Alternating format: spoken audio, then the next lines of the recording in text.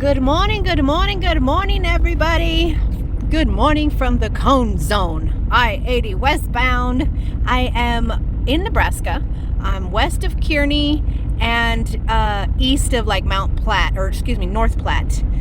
Just trying to get through the Cone Zone, you guys. I'm doing 65, right? Let's just take a look at this. I woke up this morning, you guys. I wanted to be Bill Nye the Science Guy.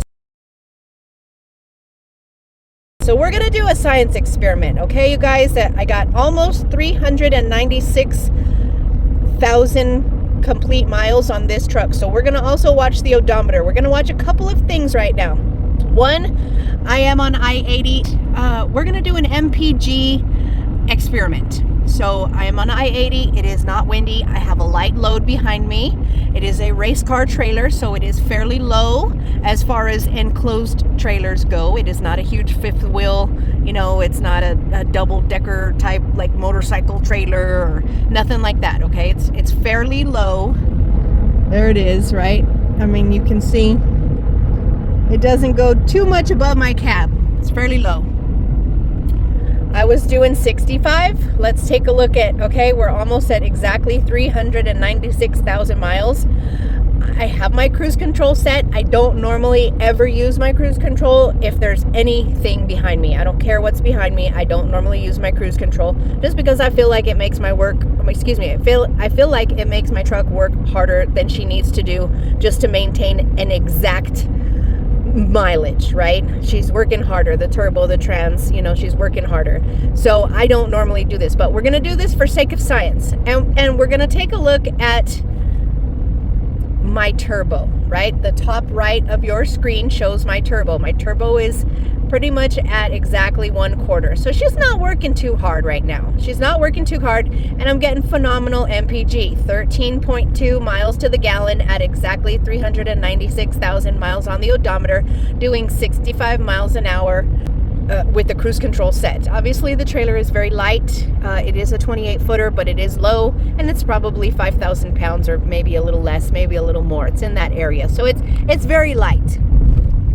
Cone zone is now gone, so I'm going to speed up to 70. So that's what it was, you guys.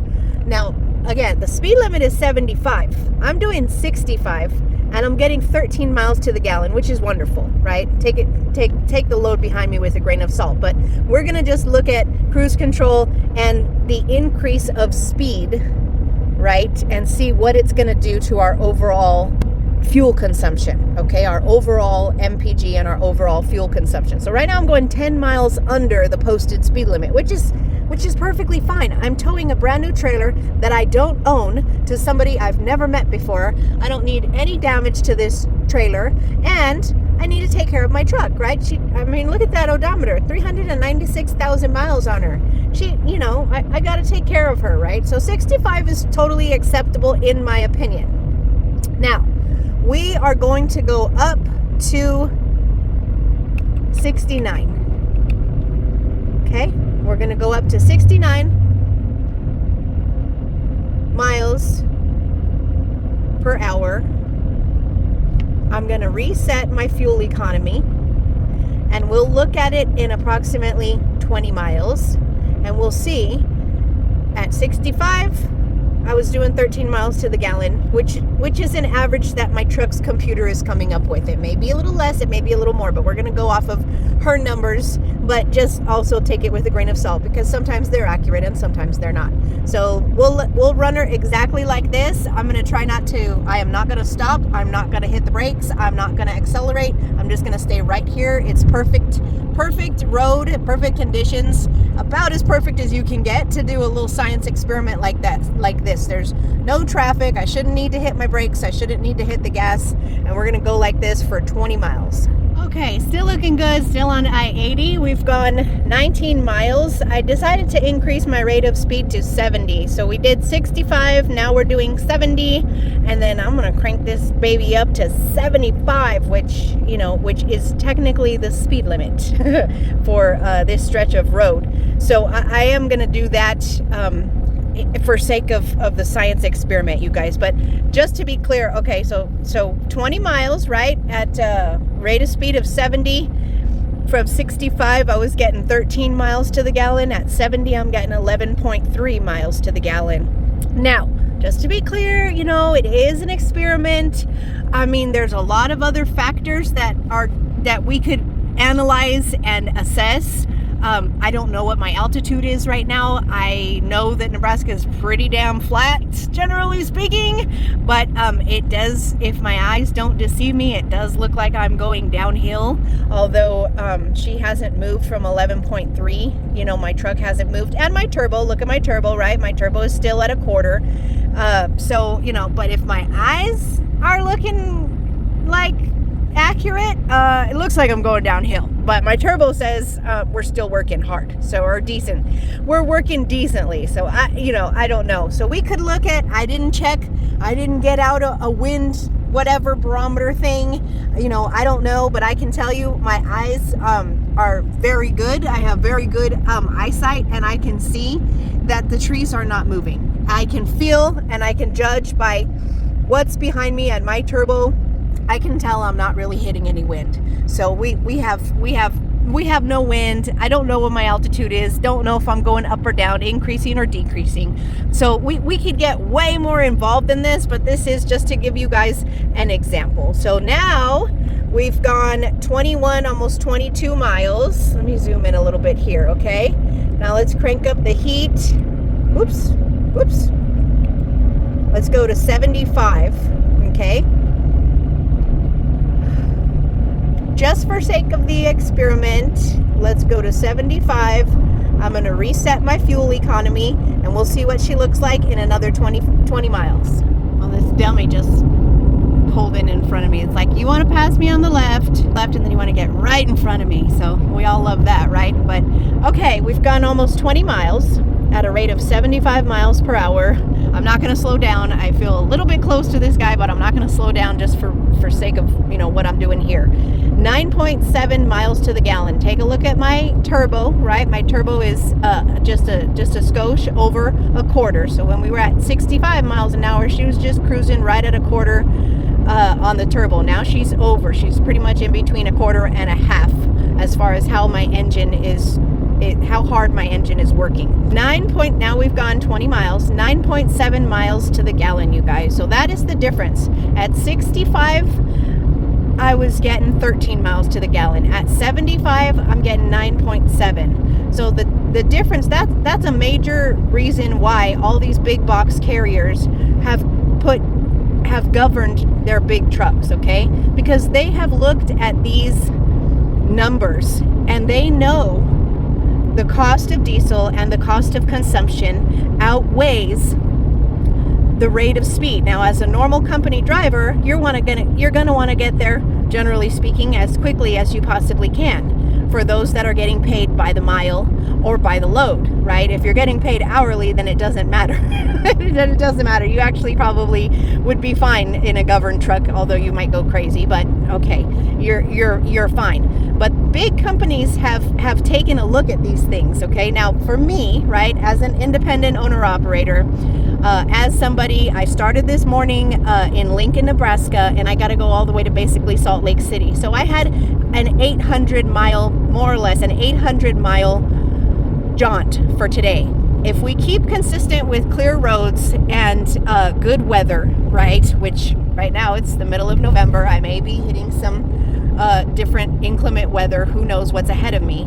But if I look at 800 miles for my trip, could I get that done if I pushed really hard and the speed limit keeps up to around 75 in 11 hours? If I put my cruise control on to 77 in 11 hours, I will make it there legally, right? 800 miles, 77 miles. I can actually do over 800 miles if I push my truck, right? If I set my cruise control, or if I set my foot to 77 miles an hour and I book it for 11 hours straight, which is my full shift for today, I can get there.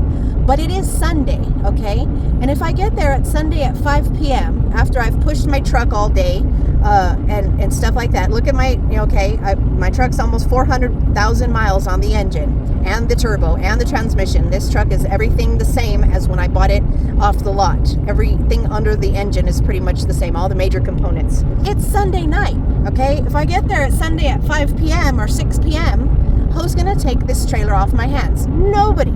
I still have to wait until Monday morning, tomorrow morning. So what's the point of me pushing my truck and pushing my engine and pushing myself when I can do 70 all day today and still damn near make it there, right? What am I going to be, about an hour short of my receiver? So I can just take my time today, drop it back down to 70, enjoy the ride, still work my 11 hours, and drop off my load tomorrow morning at 8 o'clock in the morning. So for me, there's no point to push my truck and push myself. I do side with a lot of the big box carriers. I would never, if I went into big rig, I would never drive a governed truck because I do think it is very dangerous. That's my opinion. Everybody else may have a different opinion, but they did that for a reason. And it's because the cost of fuel versus how much quicker a driver's actually going to get there within his legal hours versus how much you push your motor and how much you push yourself and how much is wind drag, and how they have deciphered this whole mathematical equation and figured out that if we keep our trucks going no faster than 68 miles to the gallon, miles an hour, 68 miles an hour, then we get the most out of our fuel consumption, and we're still making it there at a decent time, which is basically what I agree with. Now, you guys, if you want to continue, for those of you who push your trucks or maybe run legal, maybe you don't, whatever, does it make a difference? Absolutely. On a long haul, like a 2,000 mile haul, sure, it makes a difference if you go 77 miles per hour because it's about a 25-hour drive or whatever it is. I don't know, 30-hour drive, whatever. You can shave some time off. But in this case, I picked up on a Friday morning and I'm going to drop off on a Monday morning. Like it's over 2,000. It's a little over 2,000 miles. So what is my rush anyways? I'm going to get there Sunday night and then I'm just going to have to sit somewhere anyways. Or I can be there Monday morning, 8, 9, 10. It doesn't make a big difference in my run for today. So that's my opinion. If I was a company driver, maybe I'd see it differently. If it was during the week, maybe I would see it differently. Hey, I could drop off potentially in the afternoon the day before, or I could drop off the following morning. But in this case, there's really no rush. So you guys, 9.6 at 75 miles per hour, or if I just drop it down to 70, it's not a big deal. I got somebody's brand new race car trailer behind me. There's no need for me to rush. I get better fuel consumption than I would if I was pushing it. I'm taking it easy on my truck, who has almost 400,000 miles on her. For me, it's just a huge win. What? I'm going to go 70. I'm going to keep going 70. But you guys, think about that. I mean, that's the difference. 13 miles to the gallon as opposed to like 9.5 miles to the gallon. I mean, it's a big difference. 3 miles to the gallon, better MPG. And so for those of you who have a heavy foot, you may not be getting the MPG that I'm getting because I don't really have a heavy foot. I take all these things into account on a daily and a weekly basis. I'm always trying to get the cheapest diesel. I'm always using a diesel additive. I'm always looking at, hey, what's the wind like? Hey, where am I going? Hey, do I have mountains? Hey, how fast am I going to go today? Hey, when am I going to get there? Like, realistically, when am I going to get there? If I push it, I'll get there here at this date. If I don't push it and I just chill out, I'll get there, 2 hours later. Big deal, right? But what kind of damage and what kind of, work am I forcing my truck to go through in order to win those 2 hours faster? So you guys think about all that. Take that with a grain of salt, comment, tell me if you agree, if you disagree, if you're getting better MPG than me, at these different rates of speed. I'm curious to know, how you feel about it and what you guys think. And I'll check up with you guys on a future video coming up real soon.